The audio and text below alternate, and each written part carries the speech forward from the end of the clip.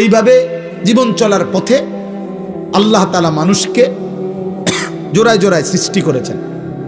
ওয়া খালাকনাকুম আজওয়াজা, আল্লাহ বলেন আমি তোমাদেরকে সৃষ্টি করেছি জোড়ায় জোড়ায়, নারী পুরুষ জোড়ায় জোড়ায়।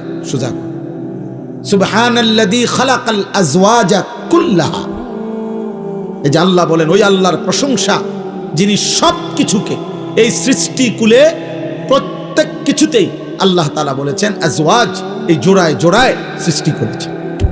কি এর লগে কি জোড়া সব বিজ্ঞানীরাও জানে না, আমরাও জানি না, কিন্তু আসমানওয়ালা সব জানে। আসমানের জোড়া কি, জমিনের জোড়া কি, এটা মালিক জানে। সূর্যের জোড়াটা কি, চাঁদের জোড়াটা কি, এটা আপনাদের সব আমারে আপনারে আল্লাহ কইতে হইব।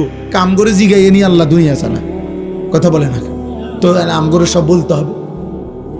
এটা তো জরুরি না, জরুরি নয়, কিন্তু প্রত্যেক জিনিসের মধ্যে এই জোড়া আছে।